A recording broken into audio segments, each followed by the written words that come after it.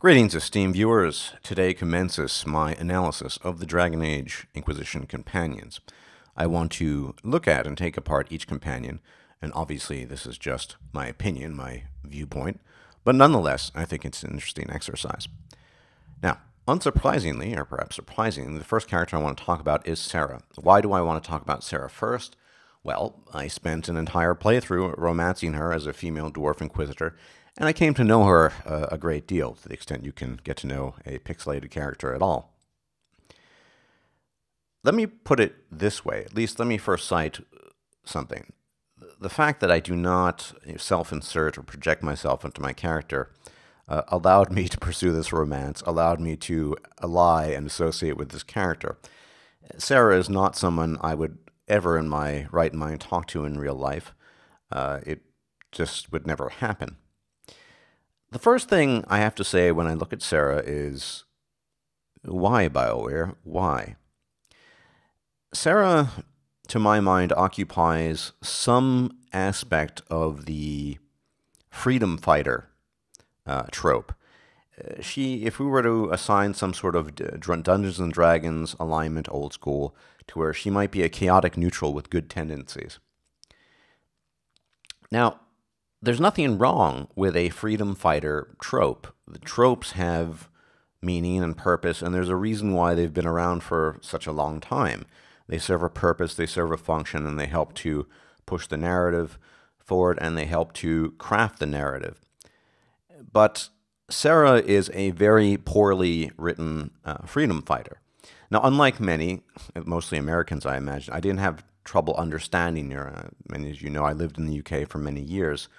I was familiar with her speech patterns, but when I say that Sera is unintelligible in her desires, or rather unintelligible as a character, what I mean is not her speech, but in her thought processes. She doesn't understand herself.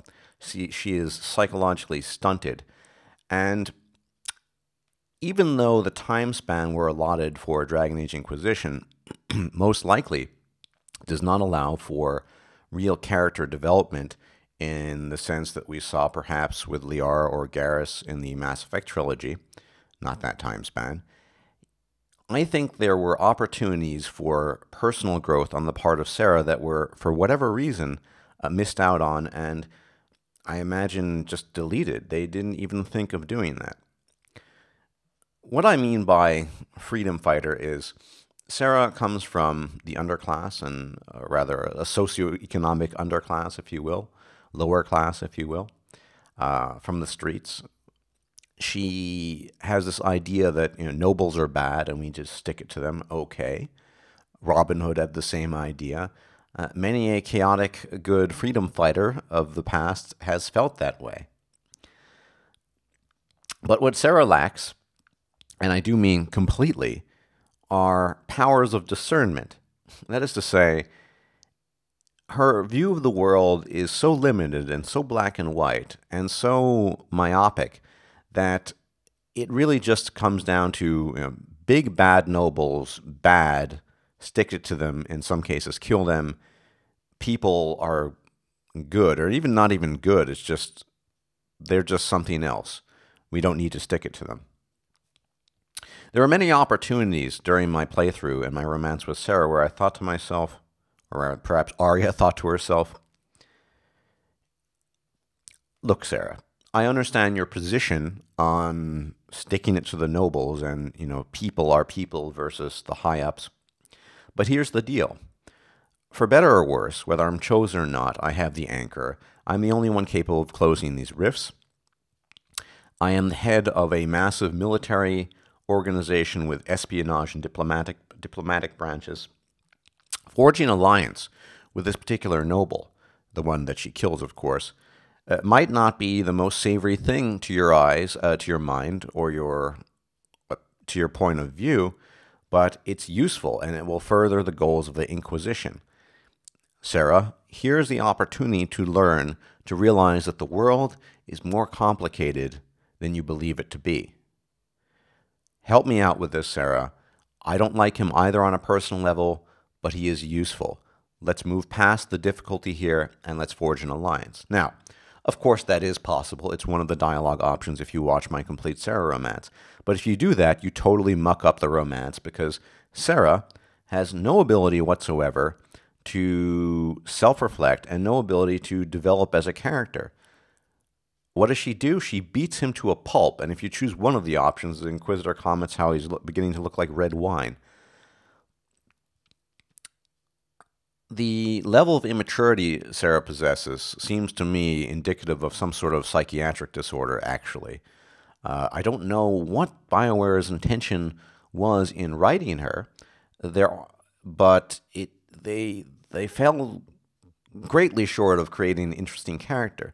There's nothing wrong with having a freedom fighter. It's great.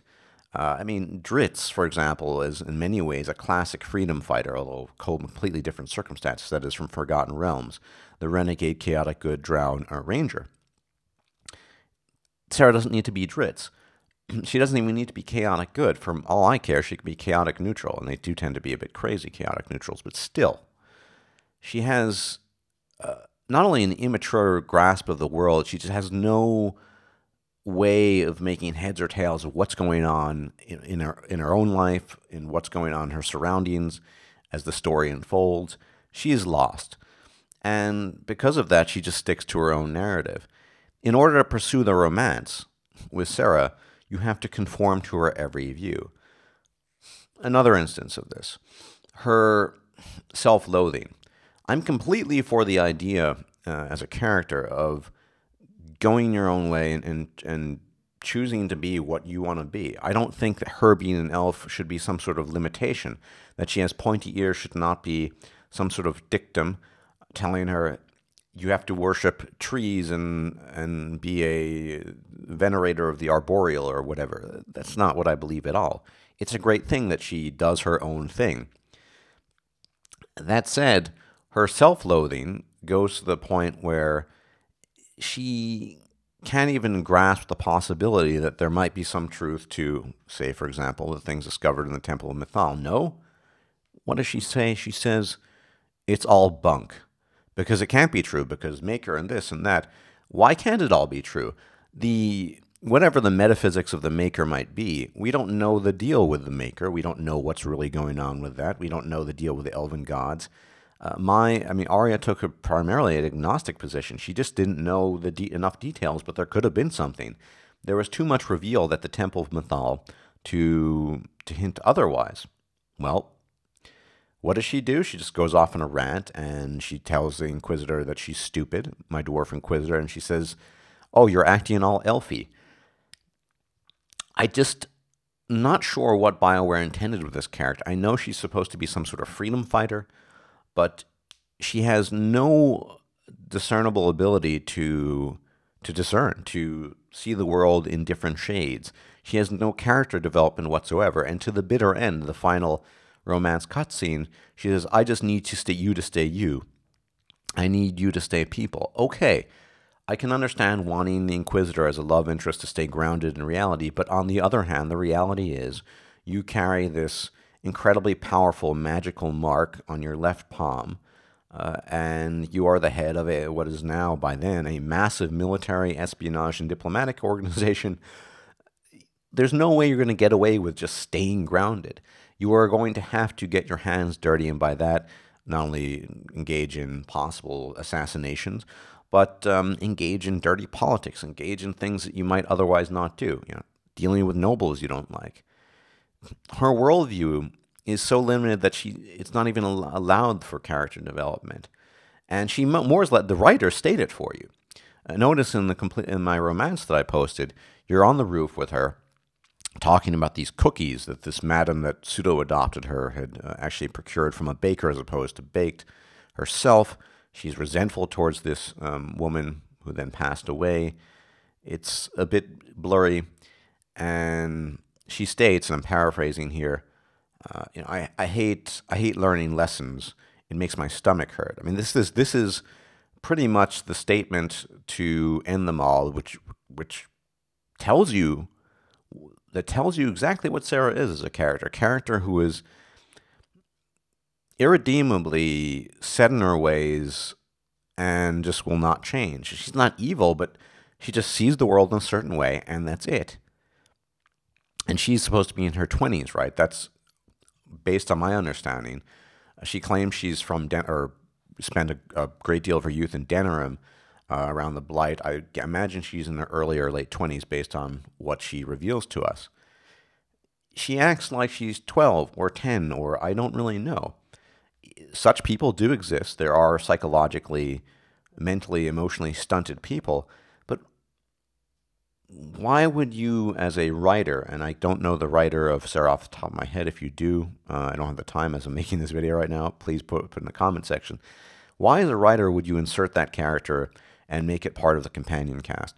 Why would you take a character and put that that stamp on them and say, this is the way it's supposed to be? Is she supposed to be interesting because of that? And the other thing is, I'm not sure what they were intending by making Sera is effectively a Chav. Those of you who are not English or British or have lived there, Chav is sort of a lower class person with certain speech patterns, and a lot of people confuse Sera's accent. It is not at all Cockney. I believe her voice actress from Derbyshire, so it's a more northern accent, effectively, a variety of it. She is the Chav to end all Chavs, I guess. Why? What was the intention to create a Chav character to be inclusive? I'm not really sure. I don't really know what BioWare was intending when they created Sera. When Solus talks to her about her organization and what could be done, he talks to her from a rational point of view. And now that you've accomplished X and Y, you can move forward to Z, right? No, you don't move forward to Z because there is no goal. Sera has no goal. She's just sticking it to nobles. That kind of relationship, I think, would tire anyone, and certainly would tire the Inquisitor, having a relationship with Sera. It's just baffling. It really is baffling. I remember when she was first announced, and I had this idea of, elven freedom fighter. Cool concept. It's a known trope of some sort. That's fine. Lots of tropes are known. You don't need to reinvent the wheel. What they tried to do is they took a new trope and then reinvented the wheel within the trope, and the spokes broke off the wheel, and it's just totally broken.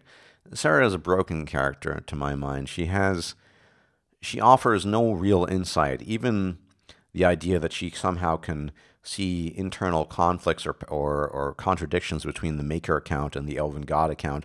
We don't know enough about either, frankly, to cite or to observe such conflicts.